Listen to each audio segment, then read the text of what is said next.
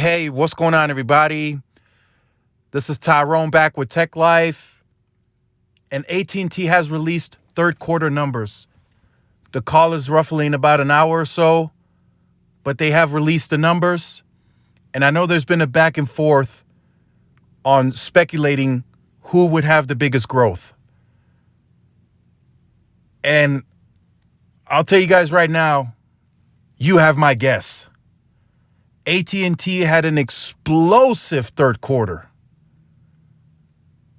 And I want to emphasize, this is AT&T we're talking about. We've seen these types of numbers and this type of growth from T-Mobile in the last decade, and it became normal on a quarterly basis.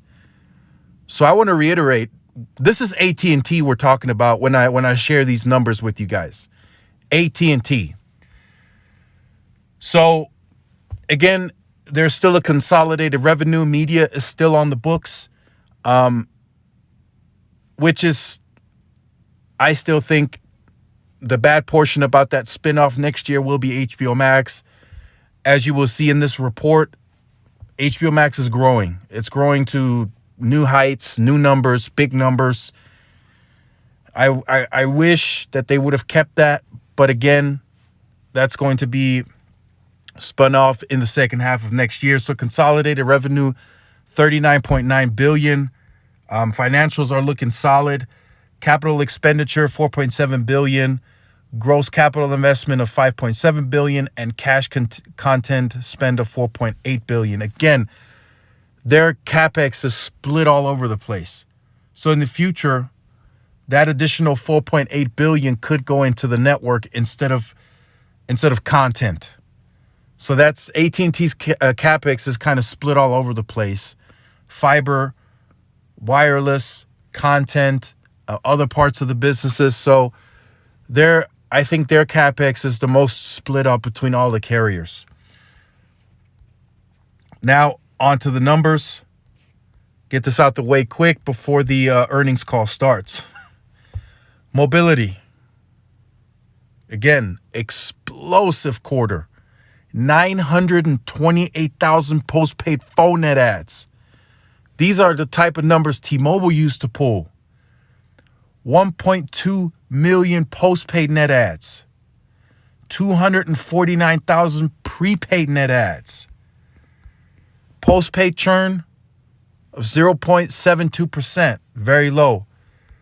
Revenues up 7%. Service revenue up 4.6%. Equipment revenue up 15%. And then we have 289,000 fiber adds for the quarter as well. Penetration at about 37%. And then, just to briefly touch on that, again, HBO Max is growing.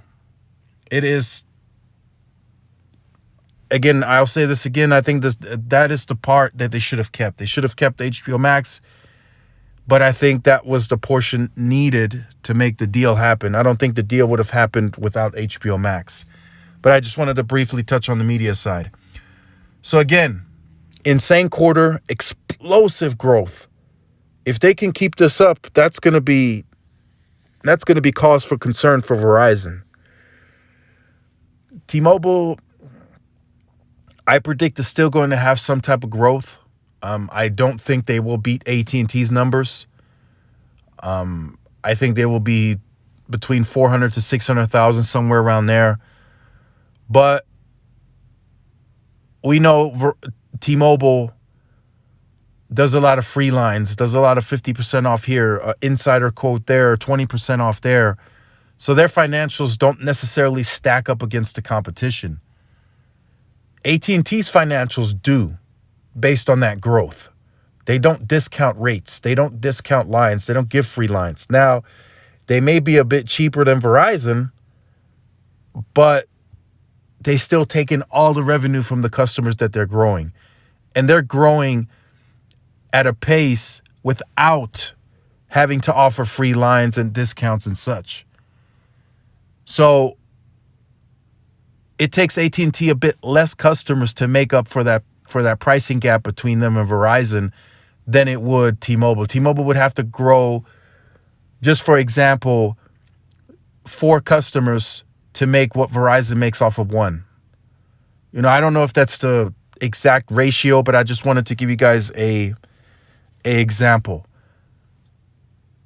AT&T may be 2 to 1 or 1.5 to 1, just for an example. So them pulling that explosive growth, and if they can do that in Q4, Q1 next year and continue that, that may be a real cause for concern for Verizon in terms of how they move into 2022. Again, AT&T has an opportunity here to become the leader in the industry in terms of if they make a move, everyone has to follow. And I think AT&T is in that position now to do so. With this type of growth, without offering free lines and big discounts here and there, I think if they came out with new plans and made changes, I think Verizon would have to really adjust to AT&T.